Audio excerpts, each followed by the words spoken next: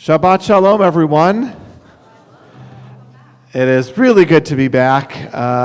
Really special returning home. It's wonderful to go to Israel and we say Tchem L'Shalom, like I had a wonderful opportunity leaving and traveling throughout Israel, both with some of our incredible students, our shlichim, our representatives of our community. Some of them are here right now. And then for a week of learning at the Shalom Hartman Institute.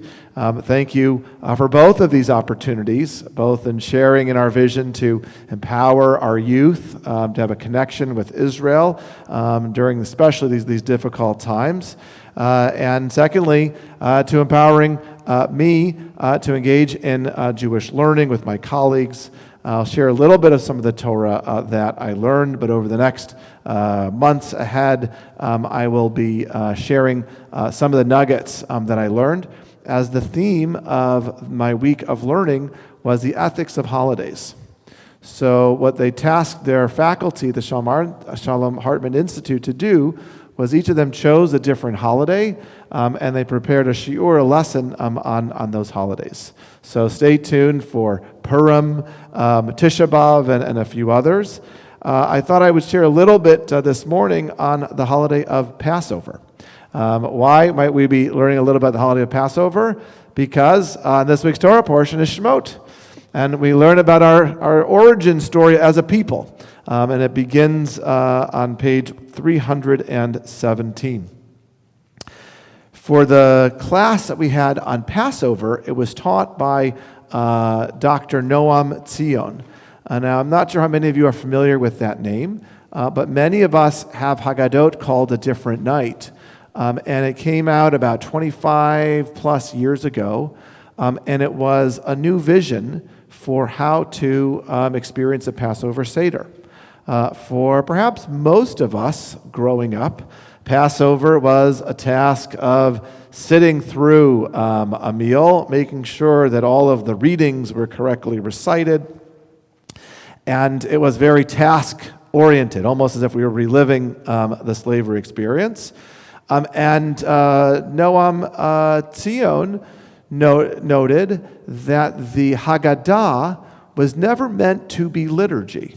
It was never meant to be that you are to read each and every one of these pieces here, but rather it was meant as a opportunity. It was meant to concretize, to write down the oral Torah, the traditions, and the different ways that the Jewish community, beginning for the most part in Exodus, and next week's Torah portion, the ways they would recall the story and perform the mitzvah of V'higadata levincha. Because the mitzvah is to tell the story. Actually, the mitzvah is to re-experience. Another mitzvah related to that is experiencing the story. But the Torah doesn't specify you must recall the story in this way. So what Dr. Tzion did was he created a Haggadah that enabled us to go through a Passover experience in a much more open manner that was focused on the kavanah, the understanding and the meaning, as opposed to the rites. So one of the things he brought to our attention that perhaps all of us may be aware of is that there is someone who is not in the Haggadah, someone whose name is not in the traditional Haggadah, and that person is Moses. Right, we all expect to see Moshe. He played a big role, but he is not in the traditional Haggadah. Now, one of the answers that is given is it makes sense that he's not there, because if the Haggadah is the evolution of the ways that the story was told, who was the first storyteller of the Passover story? Moses. So it might be that he was just telling the story about what happened to everyone else, but as he's telling the story, he's not putting himself in it because he's sharing the narrative. And along those lines, what I want us to think about this morning is how do we continue that tradition? What does it mean to tell the story as Moses? There's a related understanding that Moses is present at every Seder, even though he is not in the Haggadah, because Moses is the person who is leading the Seder. So I want to ask everyone here, before we explore a little bit in our texts, what does it mean to be Moses at the Seder? What do you think?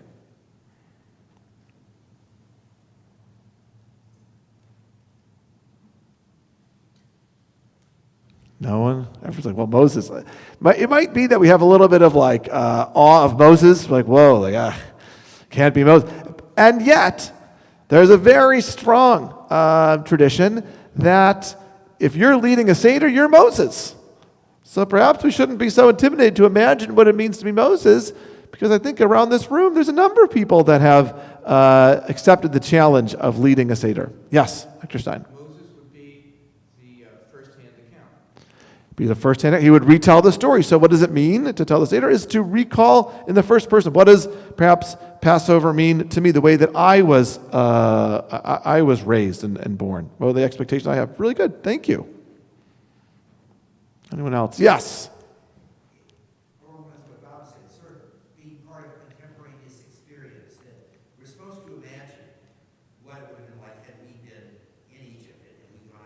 Mm-hmm.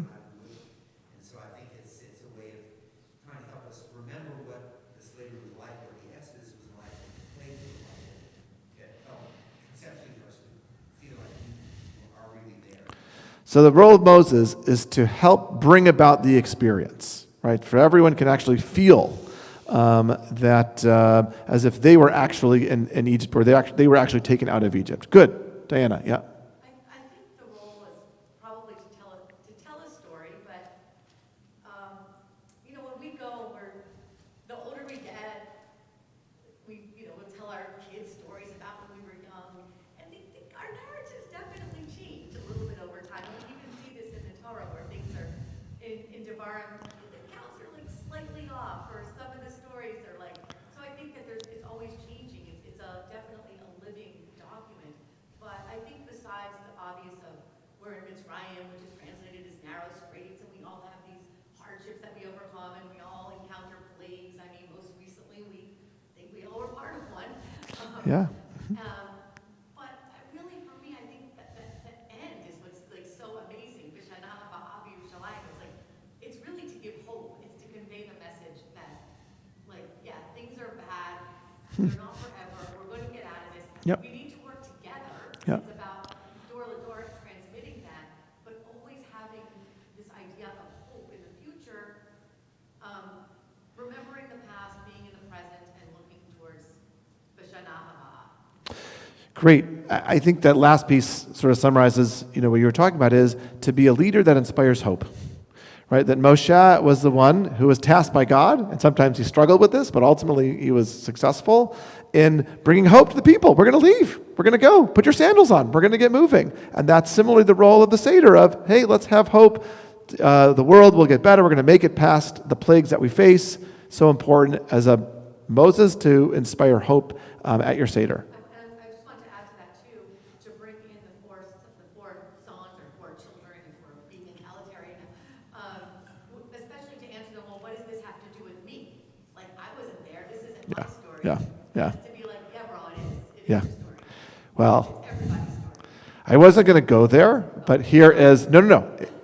It's another gem that he shared with us, which is, what's the purpose of the four children, right? And Diana just highlighted that it's so important for a successful Seder to take place that the children are engaged.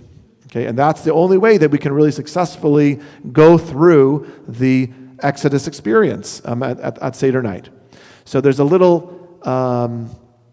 hint that's placed in the significance of engaging all the diverse children that are at the Seder. We're all children. We all have different personalities, questions, backgrounds, learning styles, all these things, and everyone should be engaged. And a successful Seder is engaging all the people that are at the table. What's the hint? Okay, so let's name the four children. Who's the first one? The wise in Hebrew? Chacham, which starts with a chet. Okay, who's next?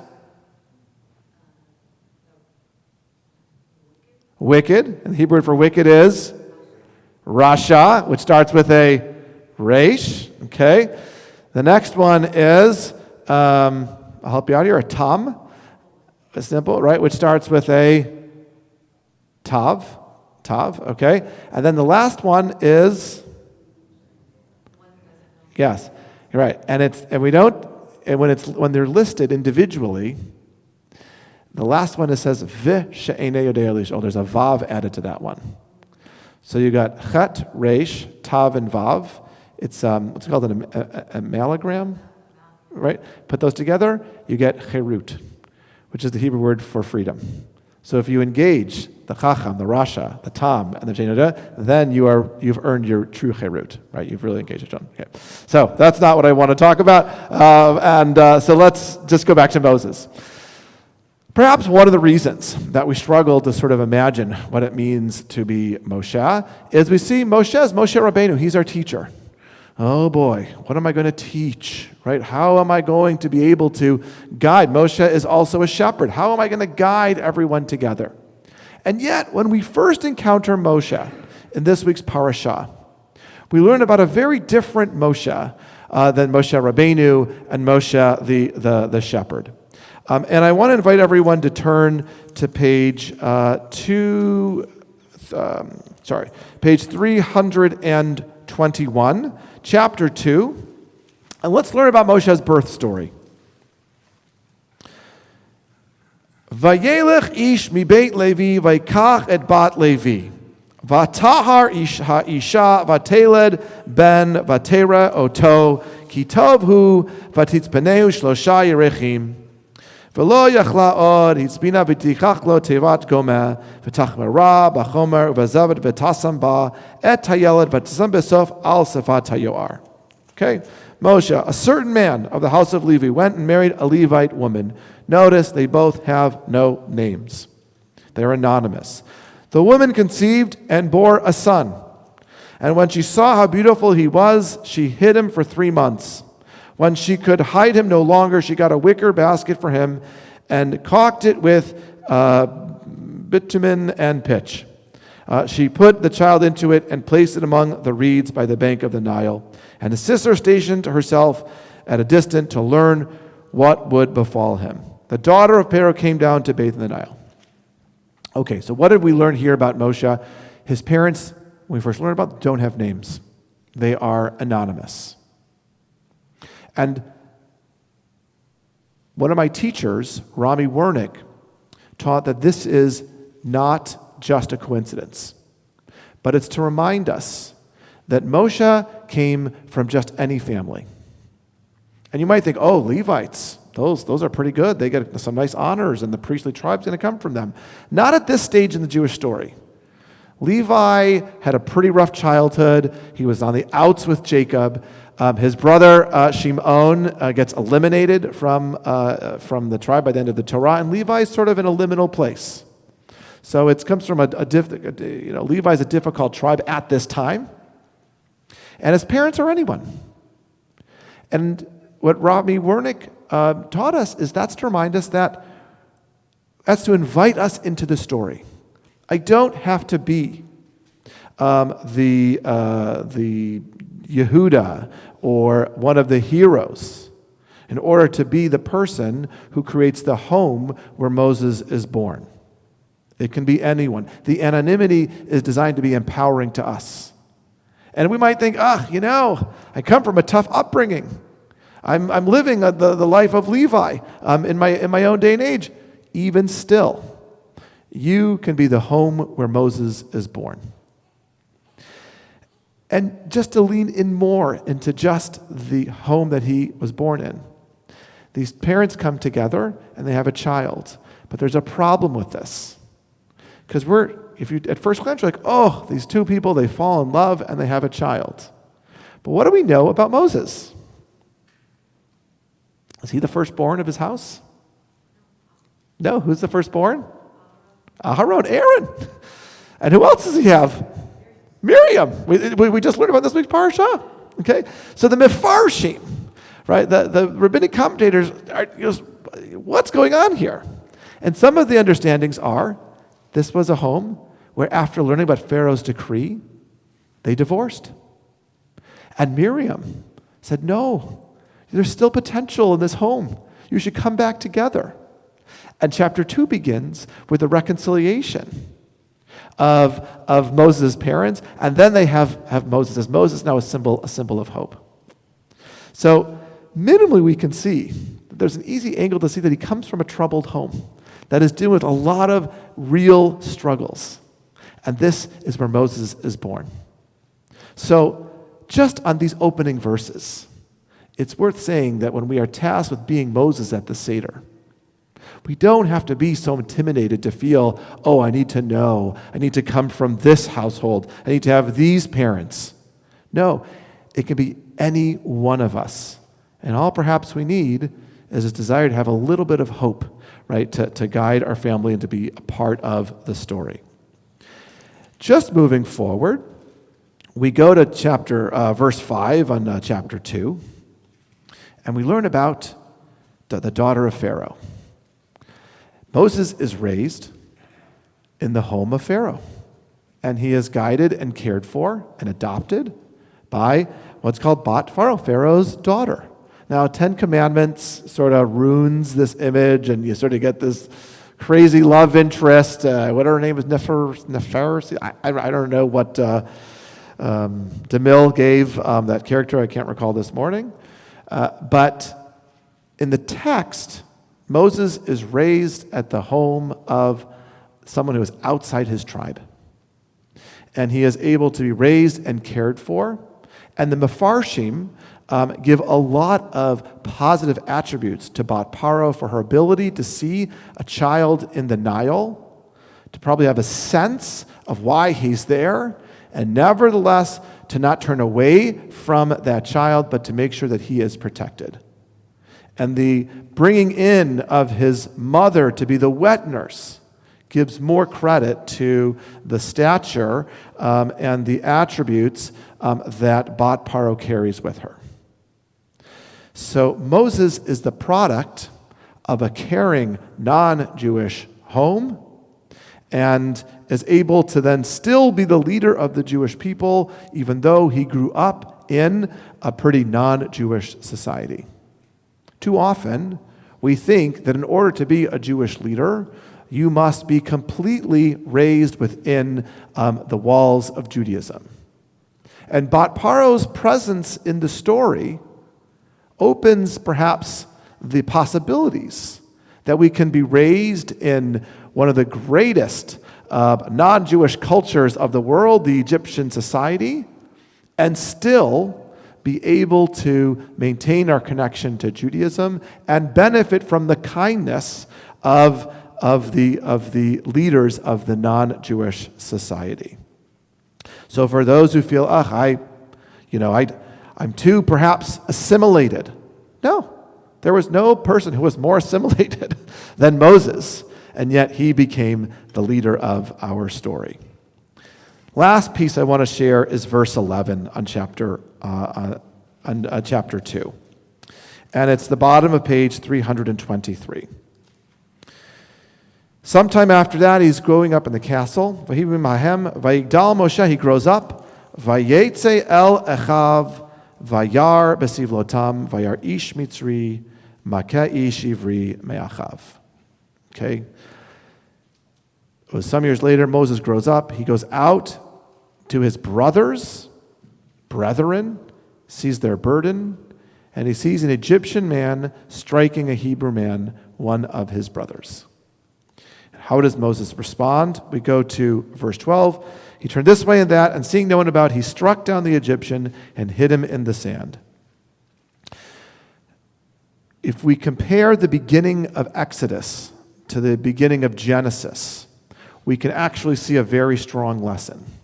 Because in the beginning of Genesis, there is one person who is hitting or punishing another person. Who is it? Cain. And what does he do? He strikes down his brother Abel.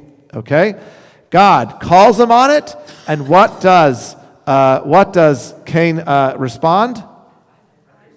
Hashomer achi anochi, am I my brother's keeper? right? This ultimate line of not having responsibility for one's family, for Echav. And here is Moshe seeing one of his Echav being burdened, and he stands up and strikes him down. Now, whole other story about how Moses is actually goes from being a murderer to being a teacher and creating laws for a society for how to deal with the unjust and for manslaughter and things like that. That's a whole other piece. What I want to focus on here is Moses' sensitivity to his brethren. And this, I think, is the third element and last element I want to share with you about what it means to be Moses at the Seder. To feel a connection to your brethren. You could, of course, observe Passover by yourself, but you're really missing a big part of what it means to be Moses and what it means to be a part of the Jewish people if you don't have a care or awareness for your fellow people. Diana. I was going to say, like, in the Talmud, it teaches actually that when they were celebrating Pesach, it's actually in Torah, they had to, like, get together to do the Korban Pesach. Like, Of course. And you sort of register. 100%. 100%. So it really was 1,000% about togetherness, so you could partake in the Korban Pesach. 100%. 100%. And that's why, like, you couldn't have leftovers. Right, so the way you ensure not to have leftovers is you invite so many people that you know there won't be left. Now, that's sort of counter to many of us who are hosting. I'm seeing Lauren be like, "Whoa, come on! We're always going to have leftovers. That's a sign of taking care of all your guests." But in the Torah, it was to make sure that everyone would be included. That one would not do it by themselves. Those of us who are here, wait a second. What do we mean by people here? Isn't that a little the opposite of being inclusive? Two quick responses. One is he goes from protecting, when his brethren, to interfering when there is an Egyptian and then a Jewish person, and then the third time we see Moshe engage in struggle is when only non-Jewish people are involved, and he sees an injustice just being facing those who are not Jewish. And that is a story of how he meets his wife by the wells of Jethro. So when Moses is focused on his brethren, he doesn't just stop there, but it is actually an opening to him. Since I care for my Jewish people, I then start to look out into the world around me and make sure that everyone is treated with justice. And we also see that in the Passover Seder. There is a very strange ritual that we sort of might read over. Those of us who have Sephardic flavors in our Seder because of family or different customs we enjoy, really lead into this idea of halachma anya. All of a sudden, in the beginning part of the Seder, we open up our door and we say, let all who are hungry come and eat. Every aspect of being a part of achiv, of a people, are hinted at in that. We invite members of our community, of our house, who might be hungry. Come. Did I overlook you on the invitation list? Please, come on in. We invite people in our society that might be looking to be a part of a meaningful Seder. And we look to the vulnerable of our society, the hungry, to come and eat with us. It's that sensitivity, I think, that Moshe best exemplifies, that he was connected to his people. And I actually think you can go through the entire Seder and see it as a discussion about what it means to be a part of community. Going back to the 4 children, you see it's like, wait a second, I have to engage the children, but the children aren't like me, and the children have different connections, and the children have to figure out, based on where I'm at, how do I come to feel a part of the story? It's not a really clear solution here, just because that we all are different, whether you're a parent, a grandparent, not a parent, a child, we all carry these different roles, and it's tough. But the work of the Seder, right, is ultimately to feel a sense that we are all achim, right? We're all brethren, one to the other. So that last step of what it means to be Moses is willing to do the work. And it doesn't mean you have to be perfect, right? But to try to demonstrate to everyone around the table that we're all part of Achiv, and we all want to try to and be a part of this story in a meaningful manner. It could be any of us. It can be someone who comes from the most assimilated household. And of course, it can be, and it should be, someone who feels a connection to not only the Jewish people, but all of humanity. If we're up to that, then we really can see ourselves as Moses and bring Moses to the Seder and have a meaningful Pesach night and fulfill one of the earliest commandments we were given as a people that begins in this week, in this book that we are about to read, which is to see ourselves as being part of a sacred story and being inspired to share this story with others. Shabbat Shalom. We're going to turn now to page 317. Our first Torah reader is Judy Sperling. And let me just get adjusted here, and we'll call up our first Aliyah. I can do this. Ve'ya'azor ve'yagen ve'yashilach olachasim bo ve'nomar amen. Hakol havu godolenu tenu chavod la Torah. Ta'amod. Yehudit bat Zahava ve'yitzchak halevi rishon. Baruch shenatan Torah l'mo Yisrael b'kedushato ve'aten hadbekim adonai lechem chayim kulchem hayom.